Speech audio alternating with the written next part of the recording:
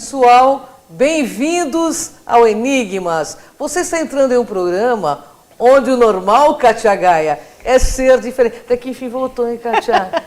E o normal aqui é ser paranormal, e aí também, com certeza. Com certeza. Voltei, temporada 2020. Eu já estive aqui em janeiro, mas agora fevereiro.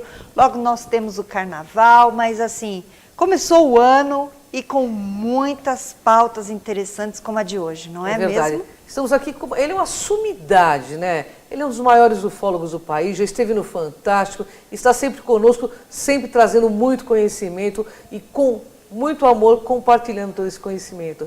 Estamos aqui com o Edson Boaventura, um dos maiores ufólogos do país. Tudo bem, Edson? Tudo bem, é um prazer estar aqui novamente, né, para estar compartilhando aí desses assuntos que realmente chamam muita atenção na atualidade, sim, que é a ufologia, né? Então a gente vai estar discutindo hoje sobre casos de ontem e casos de hoje, ou seja, aqueles casos fresquinhos que estão aí na internet, na mídia, a gente vai trazer um esclarecimento a respeito desses casos. Bom, temos aí um caso aqui, que foi em Chuca, aqui no Peru, né? Um OVNI que pousou, né, na praia de Chuca, no Peru, no início de fevereiro, agora, em 2020. Você está sabendo desse caso, né, Edson? Estou sabendo. Na praia de Chuca, no Peru, durante uma vigília. Isso, foi uma vigília. Foi uma vigília que o pessoal estava fazendo. Tinha centenas, talvez milhares de pessoas. Como é que foi? Conta pra gente. Então, estava o Anthony Choi, que é um pesquisador peruano. Ele estava lá também nessa vigília, estava fazendo a cobertura. E ele chegou num determinado momento, foi acionado, né, que estava aparecendo uma luz lá. E aí ele direcionou com cinegrafistas para gravarem, porque ele estava fazendo uma live. Entendi, na hora. Olha que interessante. E aí eu trouxe até um vídeo sobre esse caso aí. Se vocês quiserem colocar no ar o vídeo, ele é bem curtinho, a gente vai ver aí. Olha, é esse aqui, né? Isso. Olha lá. Hay una luz ahí, ¿eh? 10:43 ha aparecido una luz. Pero te voy a ver por acá, voy a ver por este lado, ¿ya? Ahí al fondo se ve. Por acá. Miren eso, miren eso. Increíble, señores y señores. En estos momentos se está... A ver, traigan la cámara de Radio Capital. Ahí está, miren.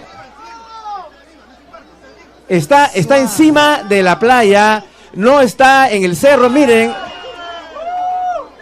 A ver, todos tranquilos, por favor. Están grabando con los celulares lo que estamos viendo.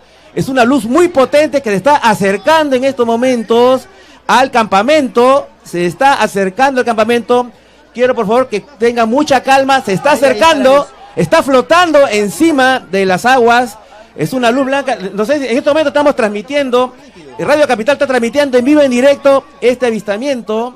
Esse objeto foi divulgado assim, ao vivo, né? Muitas pessoas compartilharam no Facebook, em vários lugares. Nossa, interessante. E aí saiu como um OVNI, né? Aparentemente um OVNI. O próprio Anthony Choi, ele falou assim, ficou na dúvida, será que não poderia ser alguma outra coisa, uma lanterna de pescador, já que o negócio estava ali, né, numa área onde tem pescadores e tudo mais.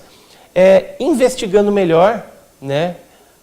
Depois chegou à conclusão, né, dá para ver até a pessoa que estava com esse foco. Existem umas lanternas potentes que a gente pode pegar até na internet, se pegar alguns vídeos da operacionalização dessas lanternas, e realmente ela dá o mesmo foco que vocês veem ali.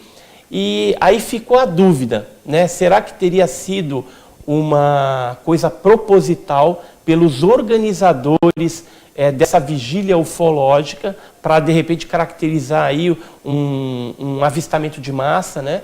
Ou será que foi coincidência? Tinha um pescador ali, ele usando essas lanternas de LED, né, possantes, e de repente deu esse efeito, todo mundo se empolgou, já estava ali pronto para ver alguma coisa, e aí de repente causou esse burburinho na internet. Mas infelizmente não se trata de um OVNI. Agora já ficou comprovado que realmente é uma dessas lanternas. Sim. Então, erros são comuns, né? Na internet, hoje a gente tem muito fake, muito erro de interpretação. Tem muito, hein? Tem que tomar cuidado, né? Mas foi um negócio assim interessante. No Peru, chamou bastante atenção também. Claro. Tem várias pessoas comentando esse tipo de assunto e voltando a sua atenção para a ufologia lá naquele país. E ainda Que mais é no muito Peru que vasto, tem, né? né?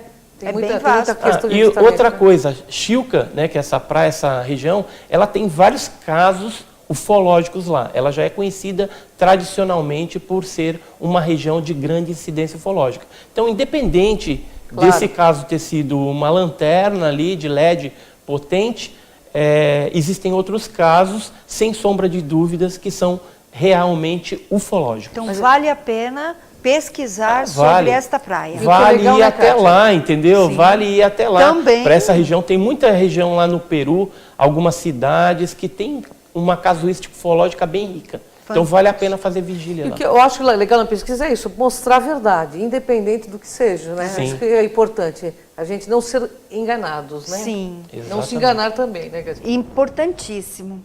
Bem, nós temos o nosso caso, Varginha. O que esperar para 2021 até 2020? Então, o caso Varginha, a gente foi um dos investigadores, né? Participamos lá do grupo do 7. O caso Varginha, para quem não sabe, ocorreu principalmente o desdobramento nele a partir do dia 19 de janeiro de 1996, com um avistamento de uma nave passando, foi visto por algumas pessoas, alguns fazendeiros também, Eurico, Oralina de Freitas. Depois teve aquele clássico avistamento da criatura no terreno baldio pela Kátia, a Liliane e a Valquíria, né? E houve o envolvimento de militares da ESA, da Escola de Sargento das Esse é o Armas. ser que foi visto lá, né? Isso, aí é uma escultura que retrata fielmente o que as meninas viram no terreno baldio, né, agachado lá. E o caso Varginha, ele como teve esse envolvimento militar da ESA, né, do Exército, do Corpo de Bombeiros e da Polícia Militar, inclusive morreu um policial militar que esteve envolvido na captura de uma dessas criaturas, que era o Marco Elixerese, né? O que aconteceu? Houve um acobertamento muito grande. Houve, naquela época, ameaça para os pesquisadores do caso, telefone grampeado, enfim, foi uma coisa. O Vitório Pacatini e o Birajara Franco Rodrigues foram chamados dentro da ESA para prestar informações também durante 4 horas lá, porque eles fizeram parte de um inquérito policial militar que foi feito do caso. Mas o que a gente espera para 2021? Em 2021, o caso vai estar fazendo 25 anos. Com 25 anos, nós sabemos que alguns documentos, algumas coisas, foram classificadas com 25. Então, já vão estar, a partir de janeiro, vencendo. Pelo que eu tenho conversado com algumas pessoas que tiveram envolvimento direto, elas virão a público falar a respeito disso. Tá? Não só de Varginha, de Três Corações, né, que foi do Exército ali, como também de Campinas, que tiveram algum tipo de relação quando o ser foi transportado, os seres, né, foram transportados para a Unicamp, lá em Campinas. Eu queria chamar agora um vídeo, tem um videozinho curtinho, só para a gente ter um gostinho aí, do que uma dessas testemunhas fala a respeito do avistamento da criatura lá na Unicamp. Perfeito. Vamos ver então. O laboratório estava todo escuro, que as poucas luzes que entravam eram das janelas pintadas, né? E a gente ouvia um barulho como se fosse alguma coisa. Ficava fazendo assim. Tipo, a gente estava andando, eu falei, peraí, que barulho é esse? E daí, na hora que ele subiu, ele olhou e tal, ele falou que viu como se fosse um aquário de vidro, mais ou menos desse tamanho assim, tá? Com uma tampa preta, e ele falou que viu uma criatura, parecia um boneco, né? Ele falou, parecia um boneco, assim, ele estava assim. Aí ele olhou para mim. Na hora que ele olhou para mim, eu vi os 2 brilhos bem fortes, vermelho do olho, e entrei em pânico. Tem esse prédio comprido aqui, que era o prédio do laboratório. A entrada principal é aqui, ó, logo aqui do lado da garagem. Era bem aqui no cantinho aqui. Foi aqui que tinha uma janela. Isso Então, em assim, Campinas? só para dar um gostinho, né? Mas vão vir à tona, a partir de 2021, vários depoimentos de pessoas que tiveram envolvimento direto. Inclusive, a gente está tentando alguns militares aí que nunca falaram Tá? Alguns deles têm muito medo, já falaram que não vão falar mesmo, tá? Mas tem alguns que vão dar detalhes. A gente já está com alguns detalhes a respeito desse caso Varginha, mas somente a partir de 2021, a partir de janeiro, é que a gente vai estar divulgando isso. Inclusive, a gente tem uma revista, que é essa aqui, ó, a OVNI Pesquisa, eu trouxe para vocês aí também. Gratidão. Obrigada. Tá? E, inclusive, se quiserem sortear algumas, eu trouxe alguns exemplares, vocês podem sortear para o pessoal. Muito e aí, o obrigada. que a gente Muito vai obrigada. fazer? Em janeiro de 2021, a gente vai estar lançando uma revista OVNI Pesquisa especial sobre o caso Varginha, onde a gente vai trazer coisas inéditas, tá? Que por enquanto a gente está guardando segredo, sigilo, até para as revistas aí concorrentes não pegarem a ideia. Claro. Né? Então tem muita coisa legal, vocês aguardem aí, que a gente vai estar trazendo informações inéditas que nunca foram divulgadas a respeito do caso Varginha, que foi um clássico, né, da ufologia brasileira e que tem um quebra-cabeça que ainda falta algumas peças. Né, que vão ser descobertas ao longo dos anos aí. Falando ainda sobre o caso, você acredita que uma das pessoas que a gente já esteve juntos até em congresso, que é a Kátia, será que ela muda um pouco a história? Ela mudou a história, talvez motivada por alguns biólogos que ela conversou, porque ela está falando agora que em vez de calombos na cabeça, a criatura teria buracos. Né? E o próprio ex-marido dela, na época, desenhou a criatura que ela viu, e naquele desenho, se a gente pegar lá os anais do caso, a gente vai ver que no desenho ele tinha calombo e não buraco. Não tem como ela se enganar, entendeu? Depois de tanto tempo. Então, às vezes fica, ou ela se equivocou, ou ela está querendo alguma projeção em cima de congressos que ela tem participado. Então, a gente não sabe por que ela mudou a versão. Talvez para ter alguma coisa diferente. Não sei, não posso também afirmar que seja isso, mas é estranho. As outras duas, né, a Liliane e a Valquíria, que são irmãs, elas mantêm, desde aquela época, o mesmo depoimento. Perfeito, né? Obrigada. Bom, Edson, tem uma pergunta aqui, depois tem algumas perguntas internautas, Kátia. Sim. Sabe que o Edson é muito famoso, então as pessoas, quando ele vem, muitas perguntas. Tem que vir mais, Os glifos que apareceram recentemente entre Uruguai e Brasil, semelhante aos agroglifos da Inglaterra, foram realmente feitos por OVNIs? Ó, os agroglifos, vocês já devem ter ouvido falar, né, que aparece lá na Inglaterra, Círculos, aquelas né? marcas e tal. De uns tempos para cá, apareceu um vídeo na internet onde apareciam alguns círculos e algumas retas interligando esses círculos. Inclusive foi um comentário falando seriam os agroglifos que aparecem nas plantações, que apareceu no manguezal entre o Brasil e o Uruguai. Mas antes de eu falar o que é isso, para vocês, que a gente vai esclarecer hoje, vamos ver esse vídeo aí. Eu queria que colocasse o vídeo aí com essa...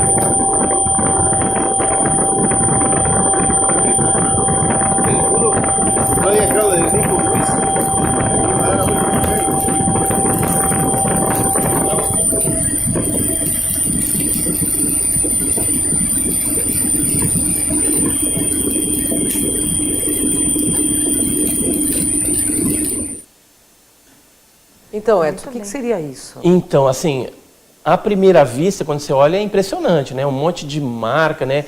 Redonda, interligada, tudo. Então, se falou muito na internet a respeito disso, que de repente poderia ter alguma ligação com o extraterrestre, né? Com o espacial e tudo mais. E só que tem um monte de erros aí. Quando a gente foi... Calma. Intervalo. É verdade. Calma, Edson. E você Eu fica... conto depois, então. Fica plugadinho aí que a gente vai para um rápido intervalo, mas o Edson está aqui. E você fica plugado aí. Vamos para um rápido intervalo e a gente volta já já.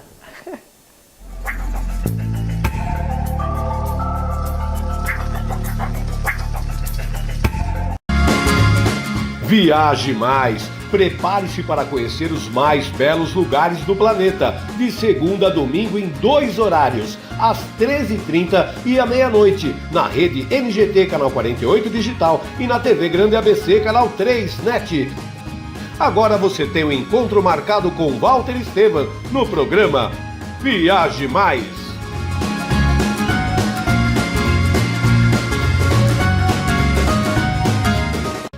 Juliana Flores, você está a um clique de deixar alguém ainda mais feliz. Entrega de presentes, flores e momentos únicos em até 3 horas em todo o Brasil.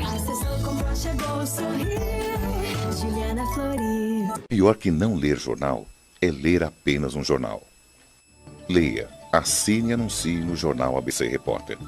4224-4789. Se você é notícia, foi ou vai ser, ligue para a nossa redação ou mande um e-mail para redação@jornalabcreporter.com.br. ABC Repórter, o diário. www.jornalabcreporter.com.br. Ei, quer saber como escolher a sua escola de inglês? Não pergunte pro boneco do posto. Não pergunte pra esse monte de gatos da sorte. Não pergunte pra essa estátua. Nem pra esse cara sem boca, né? Não pergunte pra essa boneca havaiana, pra essa turminha aí ou pro rapaz dessa foto. Mas esse balão de barba vai saber, né? Nah. Pergunte pra quem já faz IASIG e faça a escolha certa. Agora no IASIG você pode falar direto com nossos alunos e pais de alunos, tirar suas dúvidas e descobrir todos os motivos para estudar inglês aqui. Fale com a gente, fale com o mundo. IASIG, você cidadão do mundo.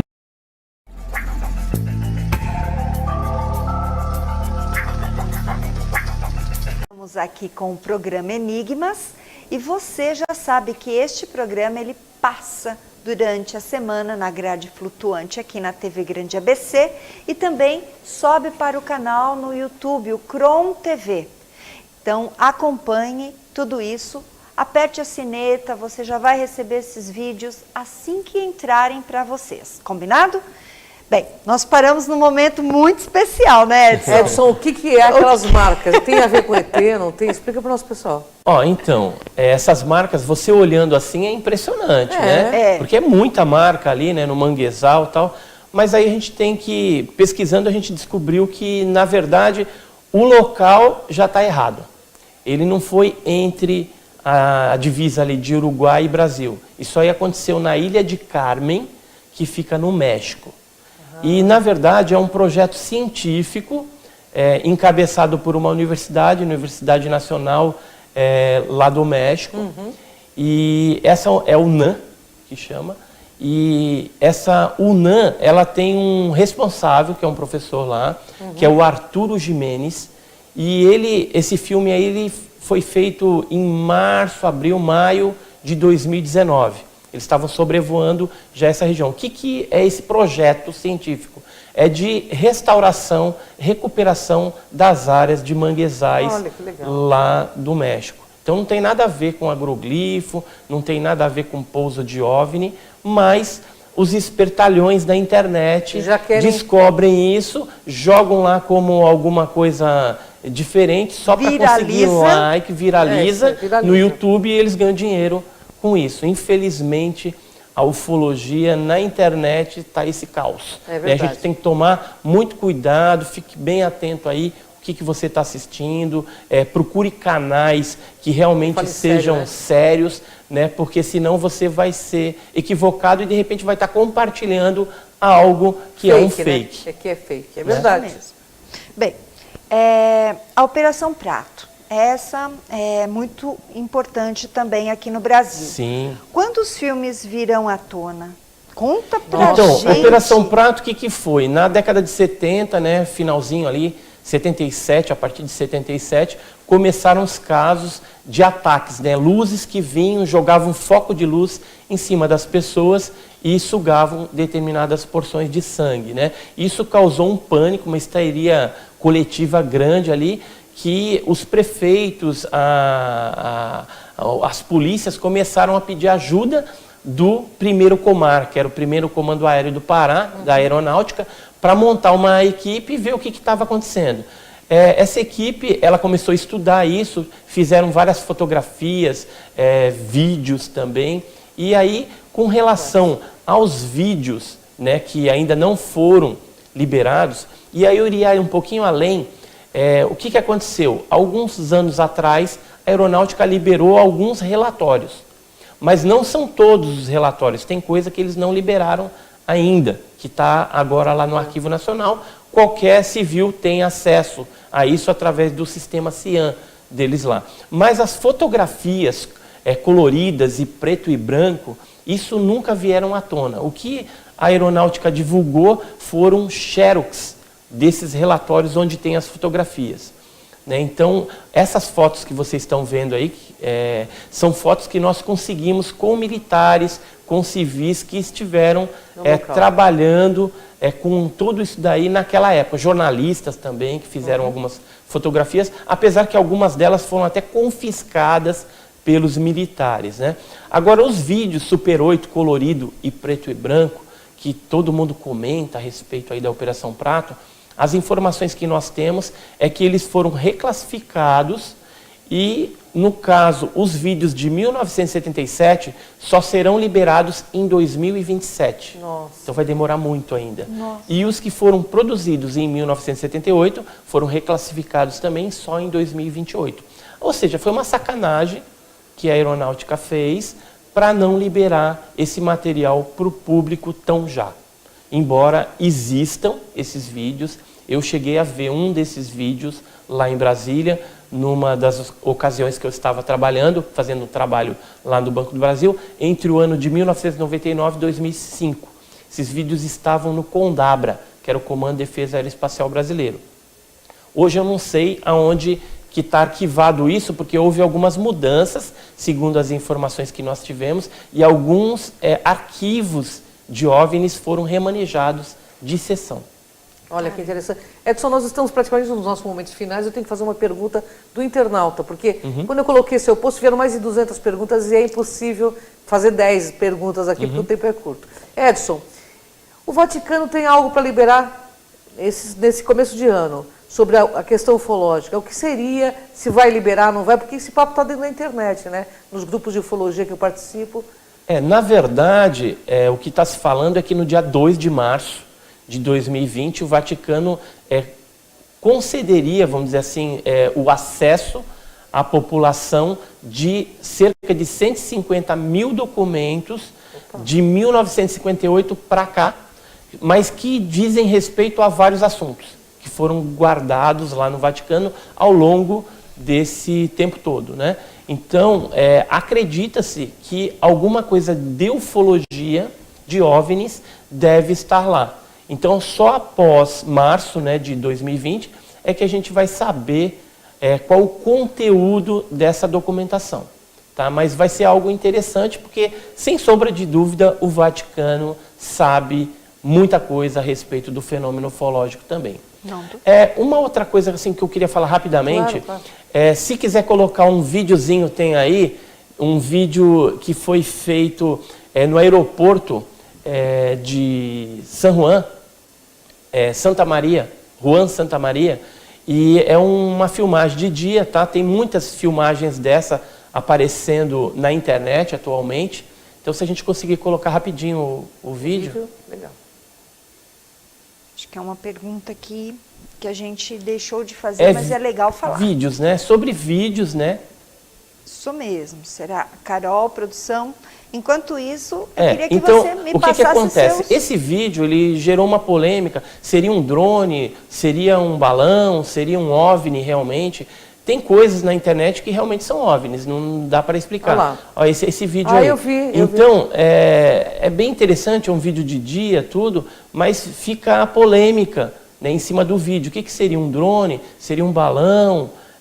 Até agora não se chegou a uma conclusão, porque esse aeroporto ele tem um sistema anti-drones, e os drones têm uma plaquinha dentro, um chip, que ele para de funcionar se for numa área de risco, né? E o aeroporto é uma área de risco, ali está passando do lado da torre, né? Então, tem coisas legais que dá para se fazer uma investigação mais profunda, mas tem muito fake, muita coisa feita por programas, a gente tem que tomar bastante cuidado a respeito dessas coisas.